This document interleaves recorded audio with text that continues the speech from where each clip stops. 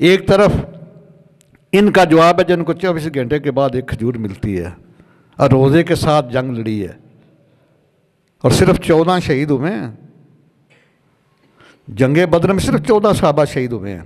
8 مہاجرین، 8 انصاری ہیں، 6 مہاجرین ہیں اور 70 کافر واسطے جہنم کی ہیں، 70 کو گرفتار بھی کیا ہے.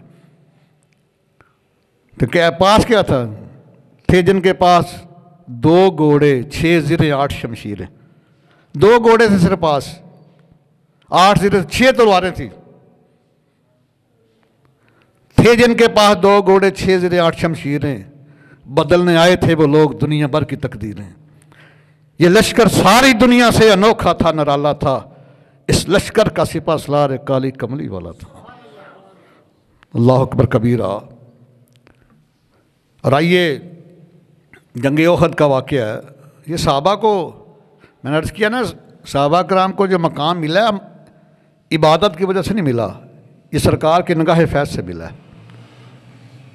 آپ کو پتہ ہوگا جتنی دنیا کے مساجد ہیں، بما مسجد حرام، بما بیت المقدس، سوائے مسجد نبوی کے، دنیا کی ساری جتنی مساجد ہیں ان کی محراب کی دائیں جانے والی جگہ افضل ہے.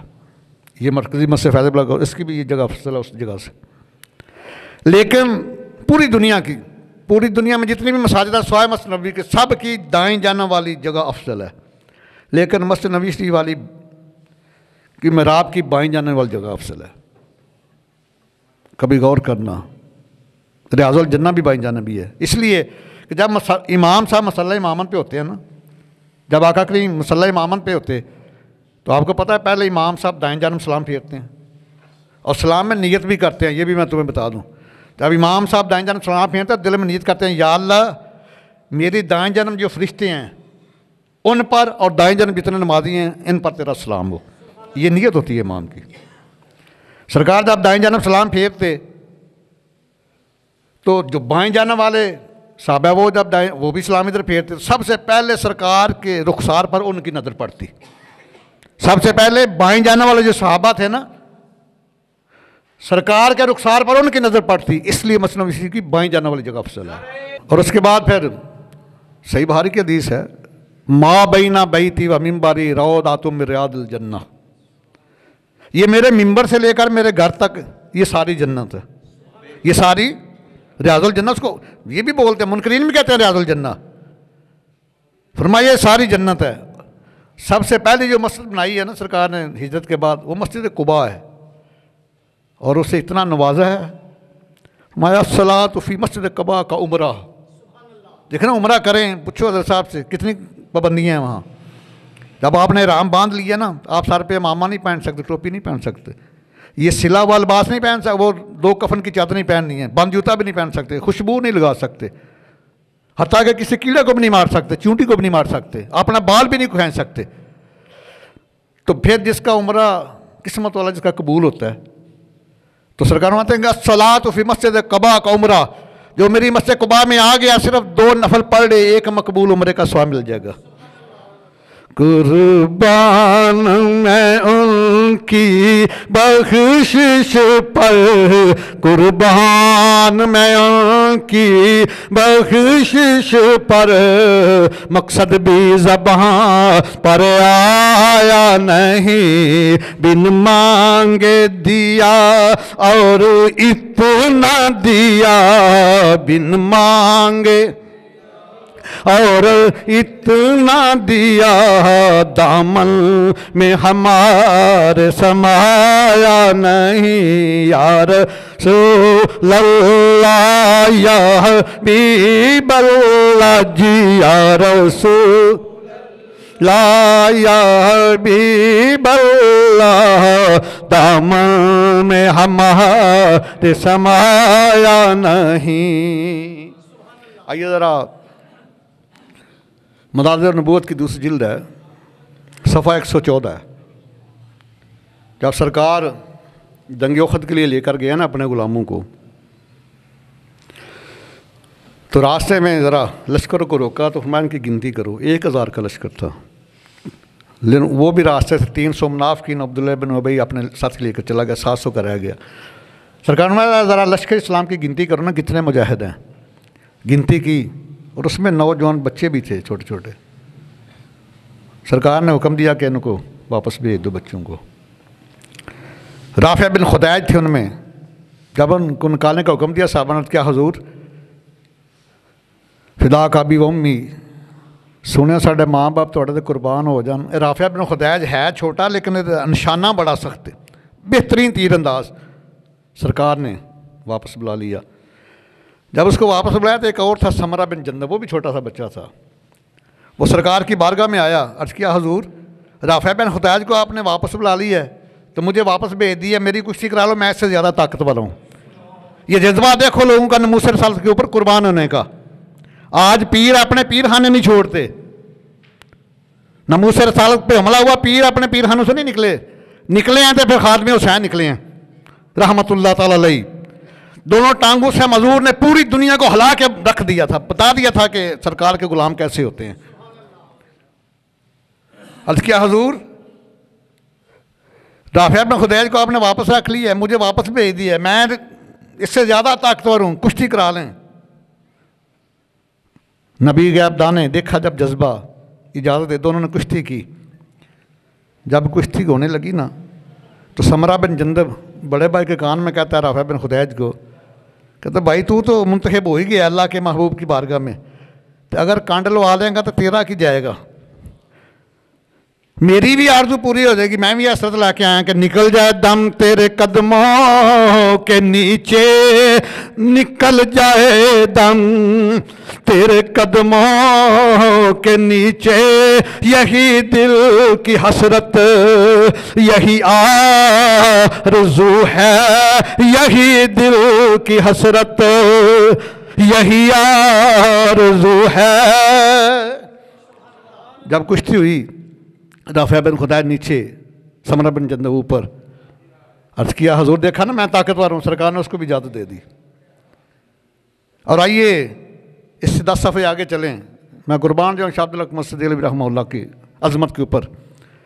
دوسری جلد صفحہ 124 کے اوپر ایک اور روایت نقل کرتے ہیں. سرکار کے ایک صحابی ہیں عمر بن جموح رضی اللہ تعالیٰ عنہ, ایک پاؤں سے معذور تھے تو ضعیف العمر تھے. جنگ احد کا موقع ہے تو آپ سرکار کی بارگاہ میں آئے. عرض کی حضور میں بھی جہاد پہ جانا چاہتا ہوں. سرکار میں تیرے 4 بیٹے جو جہاد میں مجاہدوں میں شامل ہیں. تو کچھ لکھتے علماء کہ عرض کیا حضور کیا لنگڑا جنت میں نہیں جا سکتا؟ ہم نہیں کہہ سکتے, ان کے الفاظ وہ ان کی عاجزی انکساری ہے. تو کچھ ساتھیوں نے بھی کہا, میں انہوں نے کہا کہ بزرگوں تسی نہ جاؤ, تھوڑے 4 پتر شامل نے لشکر دے وچ. عمر بن جموح کو کہا تو آپ ضعیف العمر بھی ہیں اور معذور بھی ہیں, آپ کے اوپر جہاد فرض بھی نہیں ہے. تو آپ نے فرمایا کہ بیٹے میرے چاروں جنت میں چلے جائیں اور میں دنیا میں تمہارے سامنے بیٹھا رہوں. پھر بیوی نے کہا ابھی تم بڑے جوشی جذبہ سے ہتھیار اکٹھے کر رہے ہو نا, اب تم بوڑھے ہو چکے ہو, تم واپس آؤ گے میدان سے. ساری دنیا کی برداشت ہوتی ہیں لیکن بیوی کی بات برداشت نہیں ہوتی. سنو آپ نے کیا کہا. صحابی رسول نے یہ اپنے ہاتھ اٹھائے اللہ کی بارگاہ میں, عرض کیا اللہم لا تردنی الی اہلی, یا اللہ مینوں گھر والے واپس نہ بھیجیا جے. اللہم لا تردنی الی اہلی, یا اللہ میں چلا نا جنگے ہوئے تھوڑے محبوب دی غلام تے میں زندہ واپس گھر نہ آواں. اج بیوی نے بھی تانا مارا تو ہونے دوڑ دے واپس آنا ہے. چلے گئے. جنگ احد میں 4 بیٹے بھی شہید ہو گئے, خود بھی شہید ہو گئے. بیوی گئی جب میدان میں, پتہ چلا اس نے 4 بیٹوں کے لاشیں اور خامد کی لاشیں کو اونٹ کے اوپر رکھا تو اٹھایا, اونٹ اٹھنے کا نام نہیں لیتا. بڑی سرکار کی بارگاہ میں ایک بات پہنچی کہ حضور اونٹ اٹھتا نہیں. فرمایا یہ اللہ کی طرف سے مامور ہے, مجھے یہ بتاؤ جب تمہارا خامد اعلیٰ نبی غیب کو پتہ ہے لیکن بات سوال و جواب ہوتا تھا کہ بات ہم تک پہنچ جائے. سرکار نے پوچھا جب یہ تمہارا حامر عمر بن جموح رضی اللہ عنہ گھر سے نکلے تھے تو انہوں نے بات کیا کہی تھی؟ عرض کیا حضور نے کہا تھا اللہم لا تردنی الی اہلی, یا اللہ مینوں گھر والے واپس نہ لٹائی. فرمایا انہوں اونٹ مدینے والے انہاں دا لاش لے کے نہیں جا سکتا. ان کو بھی دفن کیا گیا. یعنی ان کا جذبہ دیکھیں. سرکار فرمایا کہ اب اونٹ جو ہے جب تک ان کا لاشا نیچے نہیں اتارو گے یہ مدینہ المنورہ کی طرف نہیں جائے گا, کیونکہ میرے غلام نے دعا کی, اللہ نے دعا قبول کر لی ہے.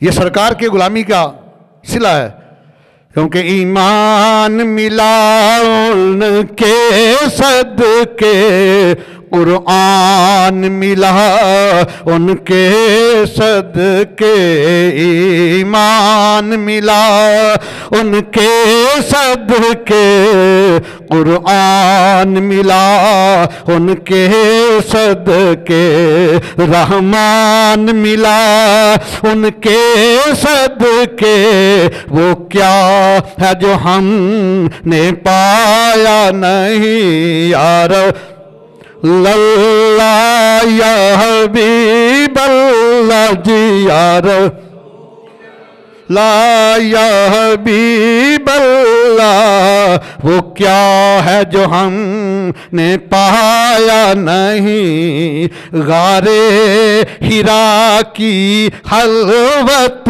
ہو یا جلوت قربت او ادنا، سرکار نے اپنی امت کو رکھا ہے یاد، بلایا نہیں، یار اللہ یا حبیب اللہ، وہ کیا ہے جو ہم نے پایا نہیں۔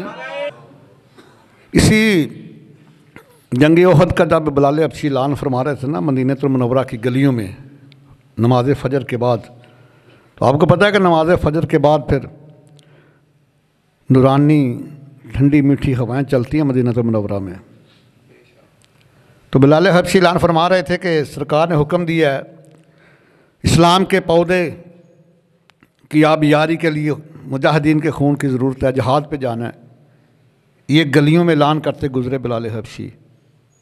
فجر کی نماز کے بعد ایک بیوہ عورت ہے سرکار کی صحابیہ، 6 سال کا اس کا بیٹا ہے، وہ ساتھ چمٹ کے سویا ماں کے، جب ماں نے آواز سنی تو اس صحابیہ کا خاوند جنگ بدر میں شہید ہوا تھا 1 سال پہلے، 2 ہجری میں وہ واقعہ ہوا ہے، 3 ہجری میں جنگ احد ہے،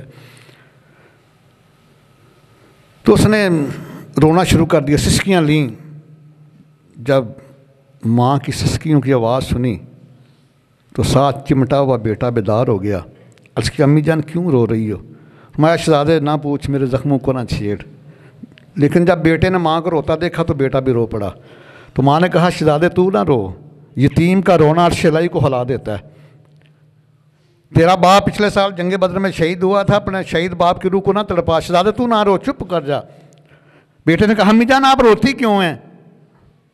فرمایا کہ آج محبوب کبریا کی طرف سے بلال حبشی نے بھی اعلان کیا ہے، تو وہ خوش نصیب ہے مائیں جن کے نوجوان جائیں گے اللہ کی رضا کے لیے، اللہ کے محبوب کی رضا کے لیے اپنی جانیں قربان کرنی، کاش میرا بھی کوئی جوان بیٹا ہوتا۔ جب بات سنی تو بیٹا رو پڑا، اس کی امی جان میں آپ کا بیٹا نہیں، مجھے ساتھ لے کے چلی جاؤ، اگر سرکار نے قبول فرما لیا تو ٹھیک ہے، نہ قبول واپس کر دیں گے تو آپ کی تمنا تو پوری ہو جائے گی نا، تو جان کی قیمت برابر ہوتی ہے، چھوٹی ہو یا بڑی ہو۔ ماں نے اپنا پردہ کیا، نقاب کیا، بیٹے کو انگلی لگایا، جہاں سرکار کے غلام صف میں کھڑے اپنا نام لکھوانے کے لیے ایک کونے پہ کھڑی ہو گئی، جب نبی غیبان دیکھا نا تو فرمایا بلال عرض کیا یا رسول اللہ، میں جاؤ اس خاتون سے پوچھو کیا فریاد لے کر آئی ہے۔ جب بلال حبشی گئے خاتون رو پڑی، فرمایا جو تم صبح آپ نے اعلان کیا تھا نا، تو میرا کوئی نوجوان بیٹا تو نہیں، خامد پچھلے سال بدر میں شہید ہو گیا، یہی 6 سال کا بچہ ہے، یہی میرا سرمایہ ہے، تو اس کو سرکار کی بارگاہ میں لے کر آئی ہوں کہ اس کو مجاہدوں میں شامل کر لیں۔ کچھ علماء کہتے ہیں چلو ڈال بن جائے گا بیٹا آگے تیروں کے۔ بلال حبشی نے اٹھایا اور 6 سال کے مدنی منع کو سرکار کی بارگاہ میں لے کر آیا، جب سارا واقعہ سنایا سرکار نے اس بچے کو سینے سے لگایا، سر پہ دست شفقت پھیرا، میں کہ ابھی آپ نہ عمر ہو، چھوٹ جب بڑے ہو جاؤ گے جوان ہو گے تو میدان جہاد خود ہی بلا لے گا، تو اپنی ماں سے جا کے کہو کہ تیری قربانی قبول کر لی ہے، میں وعدہ کرتا ہوں قیامت والے دن تمہیں غازیوں کے ماؤں کے ساتھ اٹھایا جائے گا، قیامت والے دن تمہیں غازیان اسلام کی ماؤں کے ساتھ اٹھایا جائے گا۔ اب اس بچے کا ایک ایک بال کا اجر محفوظ ہوگا، اسے اللہ کی مانت سمجھ کے اس کی پرورش کر، تمہیں قیامت والے دن غازیان اسلام کی ماؤں کے ساتھ میں اٹھایا جائے گا۔ قربان میں ان کی بخشش پر، مقصد بھی زباں پر آیا نہیں، بن مانگے دیا اور اتنا دیا، دامن میں ہمارے سمایا نہیں، آواز کرم دیتا ہی رہا، تھک ہار گئے لینے والے، منگتوں کی ہمیشہ لاج رکھی، محروم کبھی لوٹایا نہیں، یار اللہ جی یا حبیب اللہ، وہ کیا ہے جو ہم نے پایا نہیں۔